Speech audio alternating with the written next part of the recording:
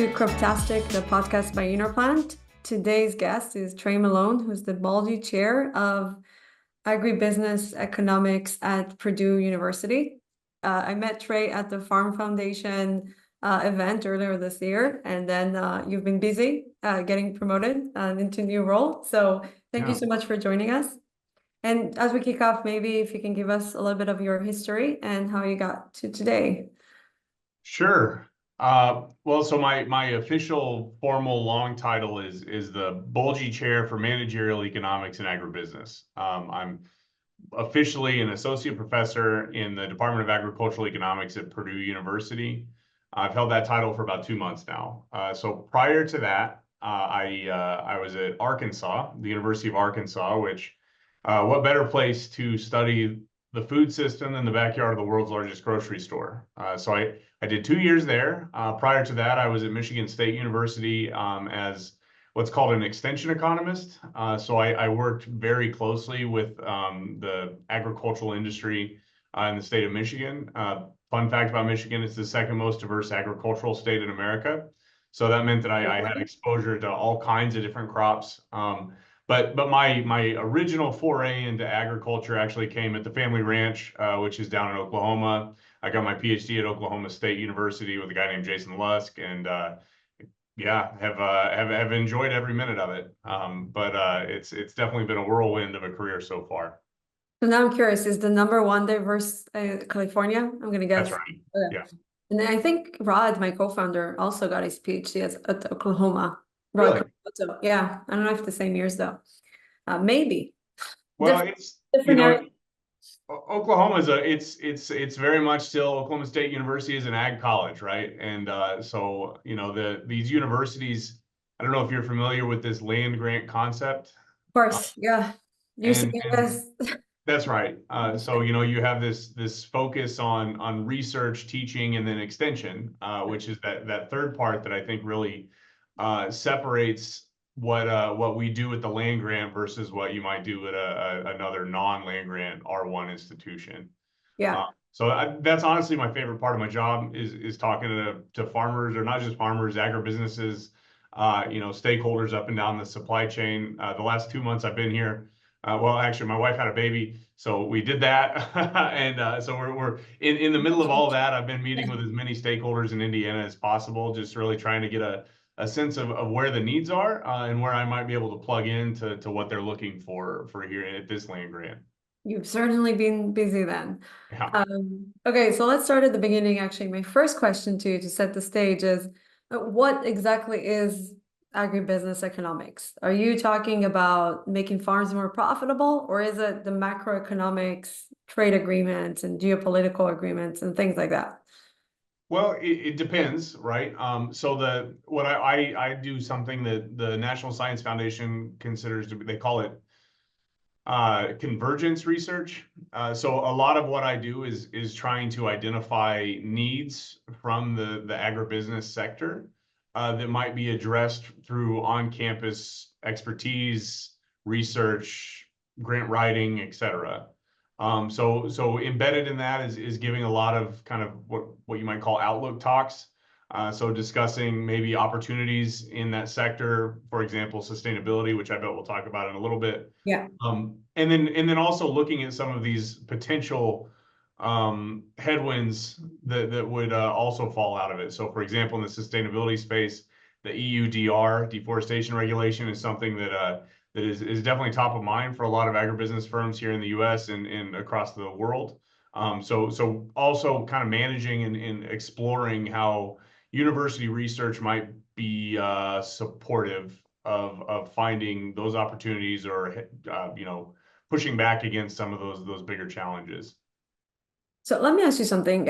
I think this is my opinion. Maybe you agree, maybe you disagree. We just came off of a boom cycle where there was a lot of climate, a lot of sustainability, a lot of premium stuff, and a lot of things that people were talking about. And we're now deep into the bust cycle in farming, meaning, commodity prices are low, input prices are high, interest rates are high, farmers are struggling, and it's going to keep this, and agribusinesses that support them, everyone's struggling, right, over the next few years. So one, can you how much do you think through the cycles, and then how much does it impact what you do? Yeah, so we just finished on campus here for the last few days running a Midwestern Extension Outlook program for farm management. And as a part of that, we had different people come onto campus, academics from across the Midwest, more or the mid-central United States, to talk about what they're hearing on the ground, what their forecasts are looking like. I do think it is good to point out that the expectations on revenue on farm have been dropping pretty precipitously. There are some really nice figures that the USDA puts out in terms of forecasts, and putting that in the context of what's going on. I think it is a very challenging time.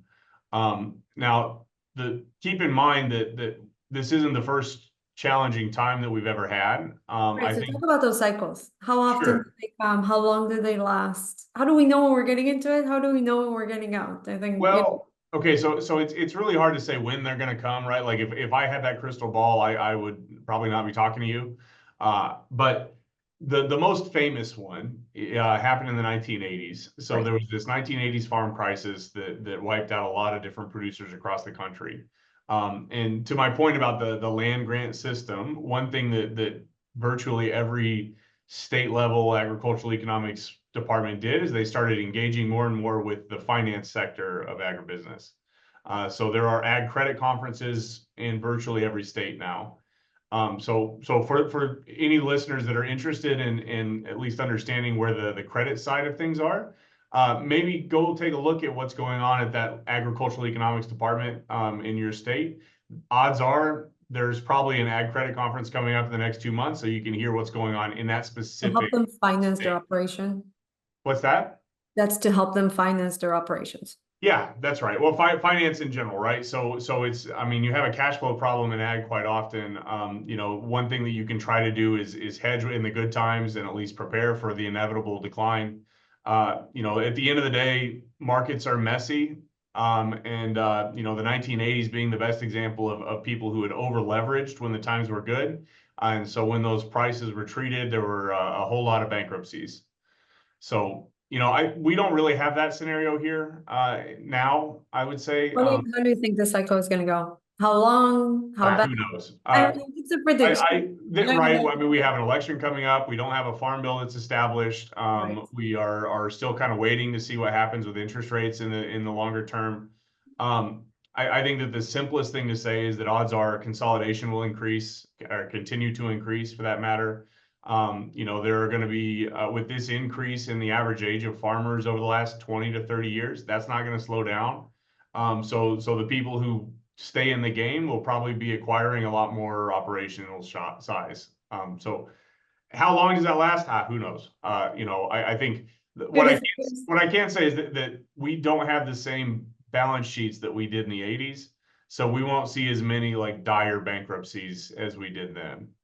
Does that make sense? Yeah. And I think the consolidation you're talking about is at the farm level, maybe smaller retailer, not It's necessarily. everywhere. I mean, that The there are suppliers are so consolidated. I don't think they're capable of consolidating more. That's who is? I mean, the suppliers, everything the agribusinesses. it's going to continue. I mean, I don't know. I think you'd be surprised at how much things can consolidate.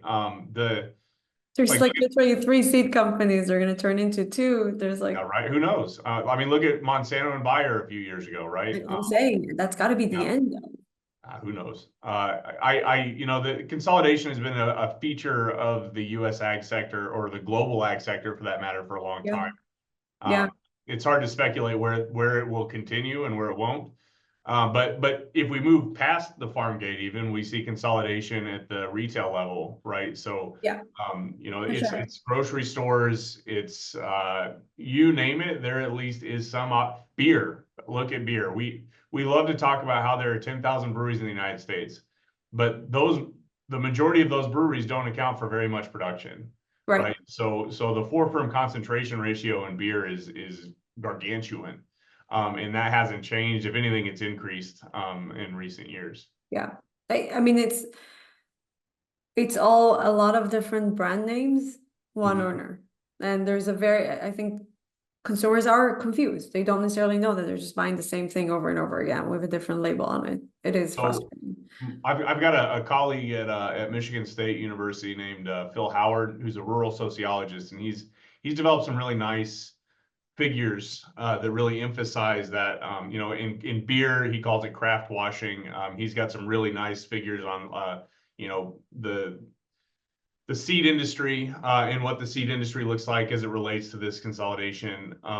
You know, it's the hard part is, you know, just because it's consolidated doesn't mean it's anti-competitive, right? So it's those two things I think are sometimes related, but don't necessarily always play out the way that we might think. So it's, you know, it's all up in the air. I think, yeah, my rule of thumb is if it's 3 people that need to get together and talk, they can do that.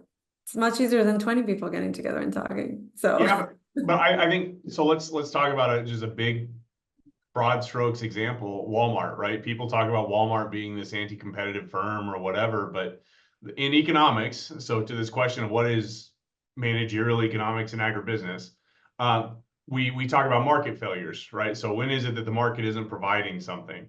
And one of the most famous market failures is a monopoly or an oligopoly. So many or some buyers or sellers, the oligopsony or opoly. So Walmart, people would love to call Walmart, which is the Fortune 1 company, right? Like it is a huge firm. The way that a market failure would play out if this monopoly power was being exercised is that Walmart would increase their prices. So that's what happens in a monopoly mathematically. I've never been to a Walmart in my life that there are increased prices in a Walmart. well, I kind of agree, but then I also disagree. Because I mean, think about it long term. When you create monopolies or oligopolies, I think there's more oligopolies than monopolies, right? And it's much Yeah, easier to sure. say that. You have 3 players. Over time, you're reducing the supplier base. You're reducing the demand space. Like you're reducing everything around you to the point where you have so much impact. And then if all the 3 increase prices over time, we call it inflation. But the reality is like you get there because we have these structures. If you had ample competition and suppliers, for example, had power over Walmart, would be seeing a very different scenario than whatever's going to happen, right? Now they'll do whatever they want to do. That's kind of the problem with the structure is if they decide to increase Well, prices, what's going to happen? Who's going to compete at that uh, point? I Well, mean, we're seeing it, right? We're seeing it with Amazon. And it's not even that Amazon necessarily beats the prices, but Amazon can compete on different levels, such as convenience in certain areas. yeah, but they don't have the supply chain, so they can't I actually, think to they're this not true supply chain competition to problem, Walmart because they don't have stores, right? So they to, look good on paper for the story, but to this supply chain problem, I think that the challenge in ag specifically is that we have this really difficult asset fixity that runs through the whole system. right. And so because of the Physical, biological lags that exist, because of the difference in like long versus short-term thinking, like once I plant, let's say an apple orchard, I can't change my mind on cultivars, right? Like I'm stuck with that orchard for decades. yeah. Um, if I'm even if I'm planting corn, you get it in the ground and that's that until next year. So like the way that we think about supply in agriculture is very inflexible, at least in the short term. Everything can change, obviously, in a 30-year window, but we saw that during COVID, right? That like as soon as March Madness was canceled, you didn't have demand for the chicken wings that had been in planning for you know, more than a year probably Yeah. at that point. So I guess I say that to make the case that like I am there are a lot of benefits in terms of economies of scale to these consolidated industries. And oftentimes those benefits are passed down to consumers through lower prices. But it does create, I think, some really interesting ethical questions as to what the competition might look like in the future. Is that I mean, fair? we are a seed technology company, right? So I think Yeah, about that space a lot and more competition would be better because when you have so few companies, sure. I mean, and it's funny, we're launching for next year. So we're out there talking to farmers, talking to retailers. One thing that's echoing all the time is they're starving for innovation. They want something new, right? Where's the new AI? Where's the new fungicide? Where's the and you see that's not just like, here are the disease ratings in this one. It's just so much of the same, and it's been so much of the same for a while. So let's make that into a question. What do you think about that? And in general, Sure. are the big companies stepping up? Are the startups innovating enough? I mean, some of my same narrative around startups is, no one needs the 100th software startup either coming out and trying to sell some software for a retailer, some software for a grower. And again, they're like, we've already seen that since 2012. We're good. Like, Sure. Well, I think, yeah, I mean, it's a good, so in the research area, what we talk about is they'll call it a triple helix of innovation. So you kind of have the business sector that works with the government and the university sector, and those three things combined are hypothetically what are supposed to push an industry forward. If we kind of isolate these buckets, what's happened at the university level in agriculture is stagnant or declining funding for publicly available research for quite some time. right. If you go to a land grant college, just go to any campus in America, find agricultural hall, walk into that building and go into the bathroom and tell me it's not the most insanely disgusting old bathroom you've ever seen in your life. It's true in every single one of these buildings. And I get that that's like an anecdotal example, but Well, it's fundamentally so true one that the of the things research that people funding has not existed for quite some time. wait. So I remember people telling me in the early days, I had some of these conversations around weed management and herbicides and why there were so few. It's like early days of InnerPlant, studying the industry. And what I heard from several people in academia was we couldn't get funding for Yeah, herbicides.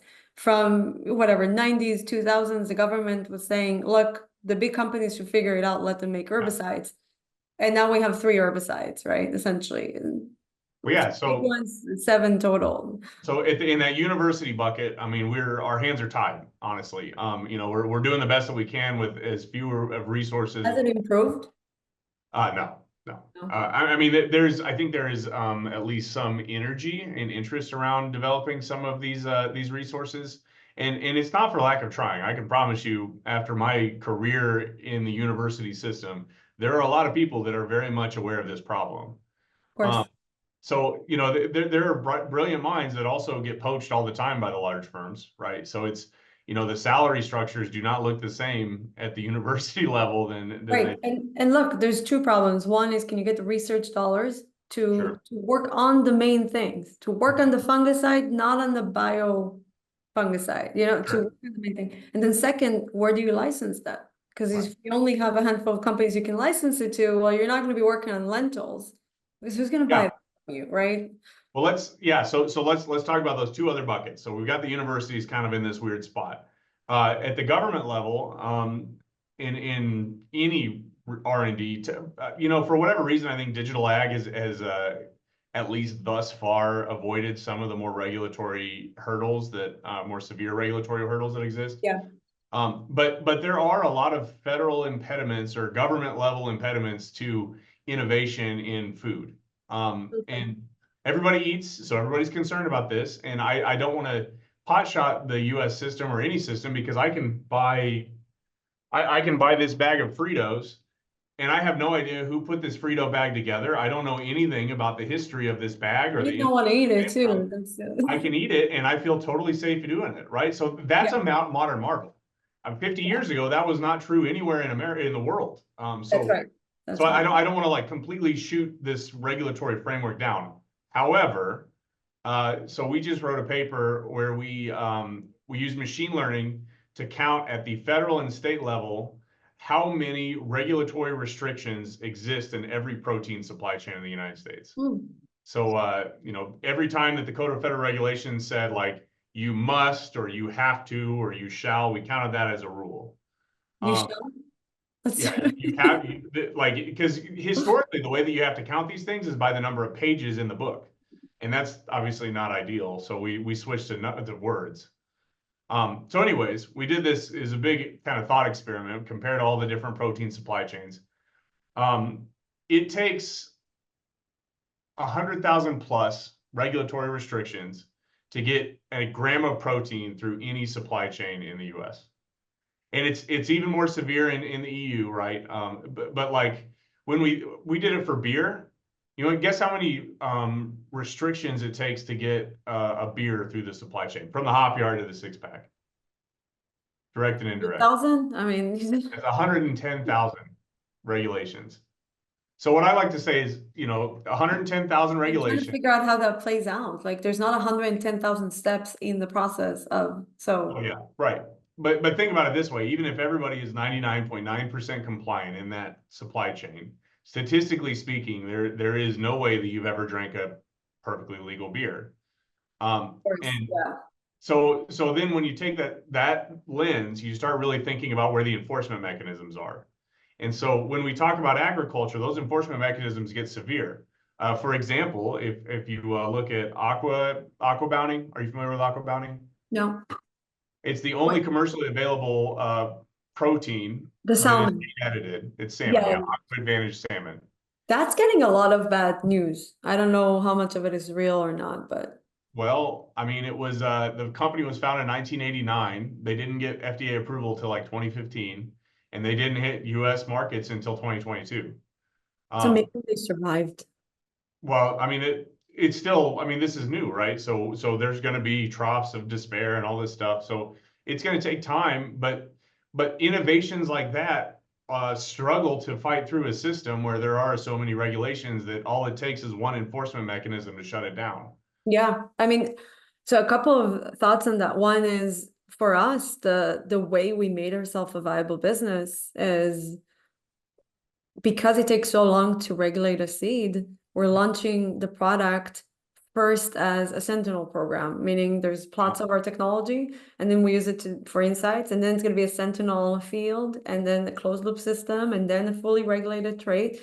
And we had to do that, otherwise we'd be sitting around for 12 years saying, That's right. you know, trust us, and then one day, and let's spend whatever 50, $100 million to get there. But I do think not a lot of businesses have the privilege that we have to Sure. be able to do this kind of mechanism. Because if you're making something that's truly just for the field, like an herbicide tolerance, you can't. There's no sentinel. So that's, I don't know. I don't know if that's But going to change at all, or people are going to have to get really creative about the technologies they bring to market and the go-to-market strategy. sure. Well, and I think that takes us to that third bucket of like, where is the business side on this? And, you know, unfortunately, if you have 15-year time horizons, it's really hard to be a hungry startup for 15 years without any type of revenue. Yeah. Uh, and so, And you honestly, I'm not sure that it's worth doing it, even if you have the resources, because you might be working on something that has no value and you sure, won't find out for 15 years. right. That makes no sense whether you're Bayer or a startup. Yeah, that's exactly right. And so I think all of these things wrapped into the United States, in the context of a global system, Yeah. where, you know, I just found this out a few weeks ago. This blew my mind. We complain about the average age of the farmer increasing in the United States. Well, the average age of the farmer is decreasing in Brazil. So, you know, these global pressures, I think, are going to continue. And you know, you want to talk about a hungry audience for innovation and technology? Go to Brazil, right? Like, I mean, so it's hard to really think about this not just in the internal system that we have in the United States, but thinking about it more globally and what that might mean in the long-term future for ag as a planet, not just ag as a nation. Yeah. It's okay. So there's a lot of themes, right? Sure. What before I actually change the topic, so what's your approach? How do you help that get better, and how do you work with all the different stakeholders? And I mean, I'm assuming it doesn't start with government because it's going to be the slowest one. Maybe the startups, maybe the businesses. So typically the way that it goes is my first year anywhere, I just kind of say yes to whoever invites me to talk. So Trying to get out there. what's Meet, that? just want to meet the people, meet the stakeholders. Well, what you learn is that every state has a different political economy of its agricultural sector. And so it's really important to figure out where the fault lines are and, you know, what's the big bottlenecks that every state is mentioning. You know, you can go to anywhere, even at the county level, even you can find things that are more frustrating to some people than others. You know, ag is hyper specialized. Like people like to talk about it like it's this one thing. but I can take you to the Delta, and it looks nothing like Western Michigan, which looks nothing like the thumb of Michigan, which looks nothing like my family ranch. So it's all different, and you need to really respect those differences. And the only way that you can do that is just by hanging out and listening. So here in Indiana, I mean, it's an I state, right? So like there's so much energy and excitement around just like high value corn soybean markets, looking for some of this innovation in the pre and post farm gate level. There's some biotech that people are really excited about here. But these are the things that you learn if you just hang out and like listen to what people talk about. And so that's it. For me, it always has to start there. And then I kind of work from there. And then how do you bring the different people together, the different groups together? So then I go spend some time on campus and I try to figure out where are these, like we wrote a paper that we won a research award talking about this exact model Okay. of, so you start with a stakeholder conversation, you figure out where the needs are.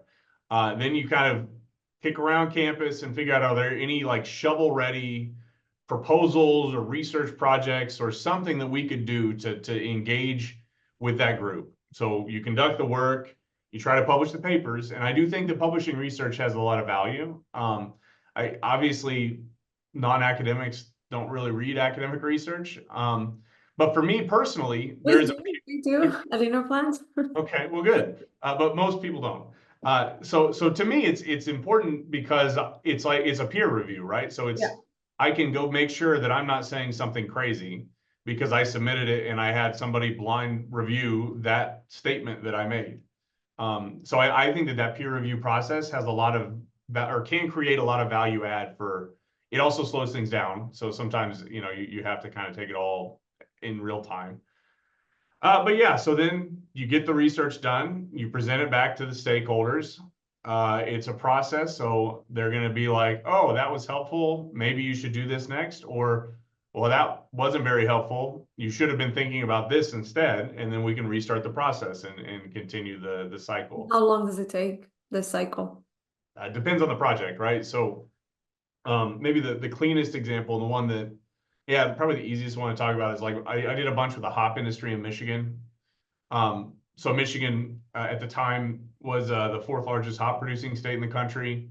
All of the hops are grown in the Pacific Northwest, so this was a brand new nascent industry. They were hitting a lot of roadblocks in terms of marketing strategy, contracts. I'm not going to be the one to help you figure out how to grow it better, but I can help you figure out how to sell it better. So, we spent a lot of time on that. We published maybe 8 papers on this, whether it be from surveys with brewers, surveys with consumers. We did some terroir pilot testing. So we would brew beer with Washington grown Chinook versus Michigan grown Chinook and look at the difference in flavor profiles with a sensory panel. And every single step along the way, we had either somebody on extension or we had somebody from the industry that was engaging in the research process with us. So it's really even hard to tell you where you are in the cycle, right? Because it needs Yeah, to be it's a iterative. long process. Yeah.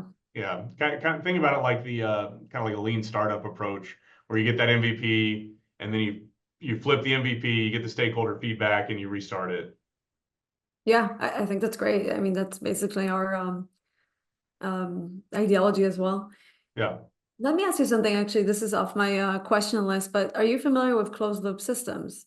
Then yeah, sure. Yeah, can you explain, as you were talking, I was thinking you probably are very familiar, but it's a big topic for us. It's just, really. yeah, because most people, I think, probably associate closed loop systems with you have something premium about that grain or the hops. Like, is it locally produced or is it high protein or high oil or something? But also, closed loop systems are essentially the only way to launch a biotech product fast before you get international approvals. So they are super necessary, and I think they're becoming more and more common. There's a lot of farmers that we know that do them, different agribusinesses. But what's been your experience? I mean, I think that closed loop systems, just like they are another one of these quivers in the innovative business model approach that I think are becoming or need to be discussed more. So one thing so I think I mentioned I'll be teaching an agribusiness entrepreneurship class. Part of that class strategy is to bring together as many of these examples of whether it be cooperative models, right? Like cooperatives are another one of those things that people have, like these new version cooperatives and the old era cooperatives. All of these things can find you have to start with the need first, and then you have to figure out how to monetize the need. And a closed loop system sometimes I think is just the way to monetize that need. I don't know, that's probably not a good answer, but I think that to me, it's just that there are fundamental questions about what the business model needs to look like in the agribusiness sector. Fair? Yeah. I I don't, mean, I don't know if that's not a good answer, but I just think there's more research that needs to be done to I really think the answer is, the simple answer is, if people want to see decommoditization, then this is necessary. And that's it. There's no other way to make something not a commodity except for being able to market it separately and get a premium for it. Yeah, sure. Well, So there's a lot of implications to it. so I worked on a thing in Arkansas with the World Wildlife Fund that was called, a very unfortunate name, it was called the Next California Project. And you To really try to grow don't, more fruits and vegetables, I'm yeah, guessing. and you and I get that, but if I go into a Delta farm and tell some farmer that Yeah. you're part of the Next California Project, it just I doesn't think in sit. general, telling farmers in anywhere in the middle of the US and anything about California is just not right. Why aren't you guys more like California? No, That's not a good idea. no. But anyways, the concept was interesting because it was like, all right, where are the gaps that we might be able to create some of this decommoditized product? And so we were Yeah. looking at kind of locally unique cultivars of different things. The Arkansas Delta grows these really interesting pink flesh tomatoes. So you could really think about think about Vidalia onions, right? Like have some type Yeah. of a And the specific climate geographic is good for indicator. growing vegetables and fruits. What's that? It's a good climate for growing vegetables and fruits. I mean, Yeah.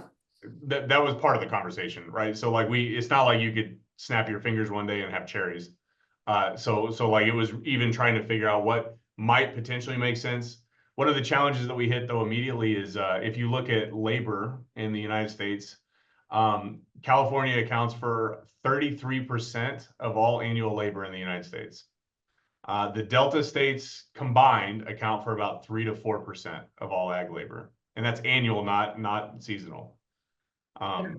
So like when we think about supply chains, People are gonna come. part of this is a gap in just labor availability and labor knowledge, right? Like think about all of the great people that you have working in California on specialty crops or all of these kind of decommoditized systems. We just don't have that in the middle of the country in the same volume. Yeah.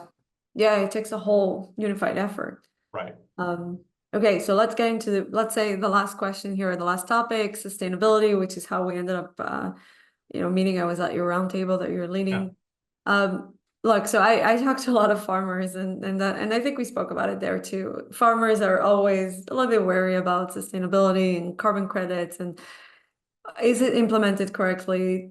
How do I get paid? I mean, for them, they always want to take care of their soil. So that's never an issue, right? It's more of if I do something different for you, how do I get compensated for that? What's your thought about that? And how is this going to be impacted with the headwinds that we're seeing in agriculture now? So that was a part of the Farm Foundation Roundtable that I didn't have the report done completely yet, but we've got the report out now. Where what we did is we surveyed Farm Foundation members. So I think I had about 90 different people from Farm Foundation. For people that don't know what that is, it's the oldest nonprofit ag advocacy group in the United States. So these people tend to be kind of executive level or retired executive level agri-food people. Yeah.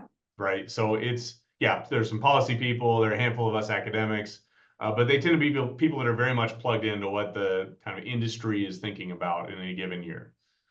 So I surveyed them, and then I also surveyed consumers, and we looked at the pillars of sustainability and kind of when a consumer says sustainable or regenerative, what is it that they mean versus what do the Farm Foundation members mean? Yeah. And And the reports I thought was fun to write. We're working on the kind of next piece of it that I'll explain in a minute. But what we found, actually, I was surprised at how much overlap there was on regen. So to consumers and Farm Foundation, the thing they mean when they say regenerative is soil health. So the output or the outcome that that is, I mean, there are other things to it, right? But the primary component is this importance of soil health. Now, if we pivot into sustainability, what we find is that the number one thing that the Farm Foundation is talking about is profitability, or at least maintaining profitability, or In revenue business, being able to grow maximization. another crop. That's Yes. right. Yeah. Yeah. No, well, I worked, so between my undergrad and grad school, I lived in this community of religious life. And I was working on a nonprofit in the mountains. And I started working with this nun, and she would always just say, no money, no mission. Like I think people have this like these beautiful ideas, but if I can't find some way, some business model to Yeah. financially support that beautiful dream, it will fall apart in either the short term or inevitably in the long run for sure. So yeah, the consumers, no idea. The last thing they mean when they say sustainability is anything around profitability. It's very clear in the data, which I think is really interesting, because if we kind of imagine that as a supply chain, um, it's not clear that where the profitability comes from for some of these sustainable Right. And the practice. willingness to And pay. keep in mind that we're talking about outcomes. We're not talking about the inputs, because that's where things get really messy too, because yes, we can say maximize soil health. Now, how do we do that? Well, I was gonna say, right, no farmer ever said, I am going to destroy my soil, and no exactly. consumer ever walked on a farm. That's right. And those two things. Yeah. No, Right, so there's such a 100%. misconception between what consumers think that farming is and what farmers, I mean, they're just confused about what people think about them in general. And honestly, where I'm confused is what's the connection? The consumers are so disconnected from their food in reality, right? There's all this like, I want to know what I eat, and then the Frito-Lays. Ugh, like, come on. Yeah, sure. There's such a disconnect. And the one unsaid thing that we, at the end of the day, is going to break the whole equation is food will be more expensive. It's just a matter of reality. And no one wants food to be more expensive. So there's always this, no, these better practices are going to somehow make everything cheaper. That's a lovely concept. That's probably not reality. What's going to make things cheaper is just, innovative technology, and over time it's going to be better for the soil. But that's not a straight line, and it's not what they're talking about. So I don't know how, I that's where think, it gets so complicated to me. Like, yeah. what's the failing point there? I think that the only way that you can square the circle is by convincing people that the actual goal for sustainability should be to do more with less. I Um, agree. and Agreed. And and then ideally farm less land and yeah, return land to sure. nature. So we That's can right. carbon that. Right. How is that concept not being disseminated more? That's so basic to me. Yeah, I mean, I don't know. I think we're trying, right? Like, but in at some level, if we want to just take that broad economic lens, we've actually been shockingly successful at doing more with less over That's the right. last 100 years. Yeah. Now, I did a TED talk a couple years ago about does COVID prove that the food system is broken? Yep. Because I swear you couldn't pick up a magazine or a newspaper for 2 years to not Right. find somebody saying that, oh, I couldn't get my ground beef, so that means that the system's broken. And then after COVID, it was like, oh my God, the food system is so resilient. Hmm. It was remarkable how well And it now it's too operated. expensive, Right. That was right? But yeah, so no, you're right. But to me, I think COVID demonstrated, at least from my perspective, that the system was amazing. yeah. Now, are there problems? Of course. Yeah, it wasn't perfect, but it Yeah, was a shock to the system, and it operated at what, 95% capacity. It's pretty exactly. remarkable. But Yeah. so here's an example of a company. I don't know how much more time we have, but this one is probably my favorite example of a company that was doing something that was extremely sustainable, but was attacked anyways, and ended up losing What virtually all of its market share. Are you familiar with lean finely textured ground beef, LFTB? You ever heard of pink slime? is that the thing that goes into nuggets? Yeah. So basically, the way that this thing transpired, and there's a really great book, there's a chapter about it. It's called Unnaturally Delicious is the title of the book, but we went and visited the facilities.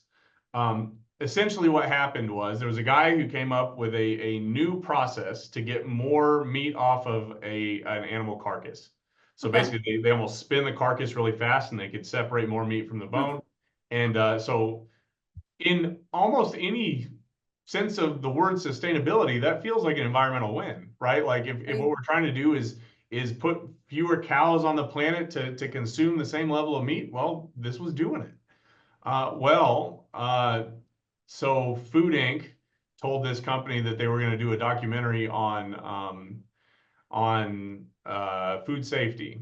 And so they showed up because this is the most food safe institution I've ever seen.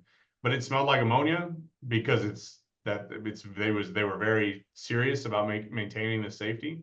And they ended up like basically becoming this like demonized food product in the US market. They ended up suing ABC, I think it was, and then they won their defamation case. But it was It too didn't late. matter at that point. That's right. What And so happened to them? I mean, they've had to close a lot of their facilities. So this happened, what was that? Probably like 10 years ago now, almost. Wow. And but I mean, to me, this is the crux of the challenge that we have as an industry, is finding a way to punch through this noise and explain that like you don't like this whole like cow farts thing that you have in your mind. Here is a solution, or at least a way to make this better. Yeah. Like we need to understand each other in a way that you would trust us to create that solution for you. Yeah, I completely agree. I think we can continue to talk about this for a long time, but we Yeah, are for at the sure. mark. But yeah, so many great ideas. Thank you so much, Trey, for joining us today. And by the way, if we can link all the materials that you talked about, maybe we'll reach out and just get all the papers and the recommendations because it's going to be great to then have that for the viewers. Yeah, that sounds great. Well, thanks for having me. I've really enjoyed talking.